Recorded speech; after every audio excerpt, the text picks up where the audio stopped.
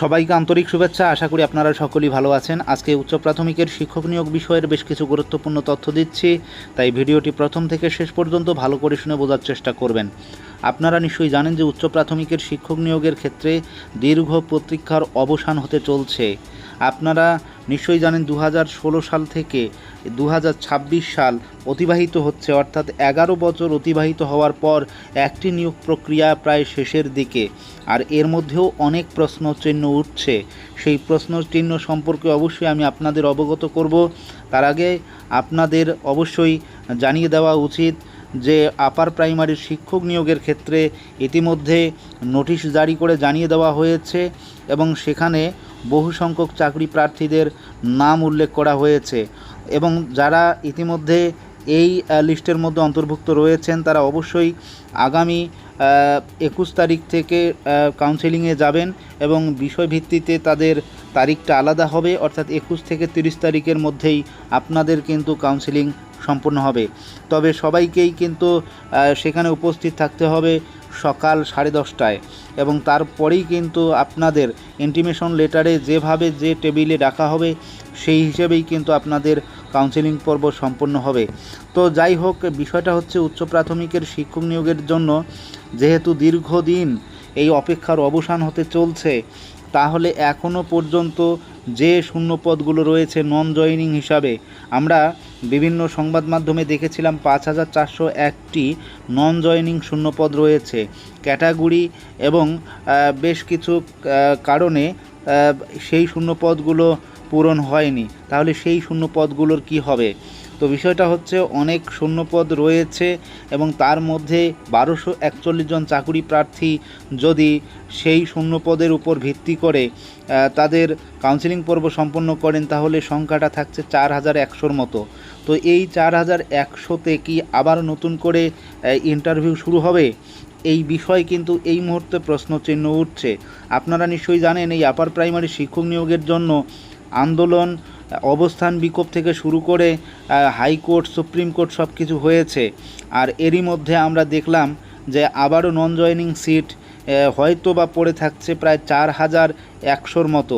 ইতিমধ্যে আপনারা দেখেছেন যে 5401টি নন জয়েনিং শূন্যপদ ছিল আর মহামান্য কলকাতা হাইকোর্টের নির্দেশের পর পুনরায় কিন্তু 1241 জন চাকুরি প্রার্থীকে কাউন্সেলিং দিতে হবে।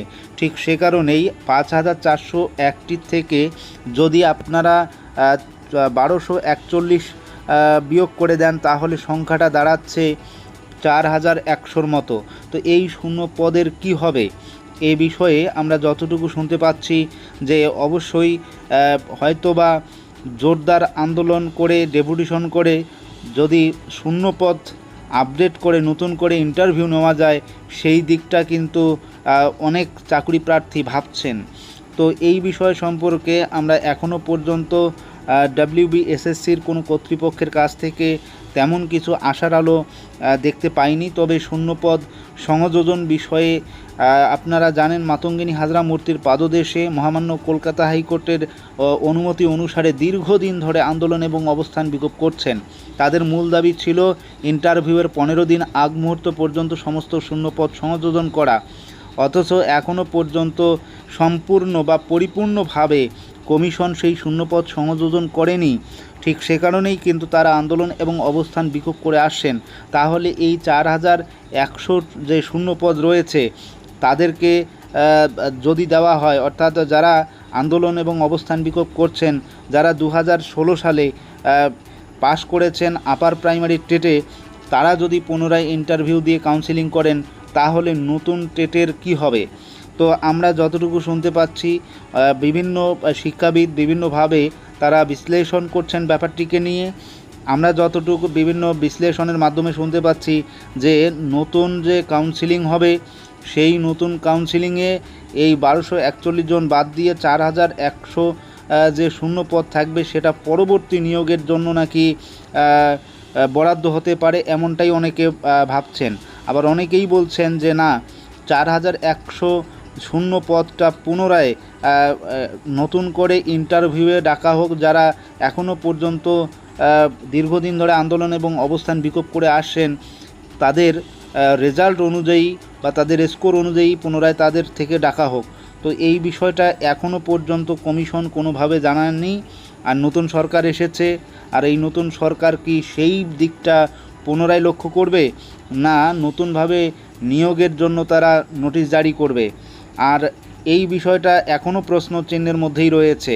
তো 4100 শূন্য পদ তাহলে আপডেট করে পুনরায় তাদের ইন্টারভিউ নেওয়া উচিত বলে অনেকেই মনে করছেন।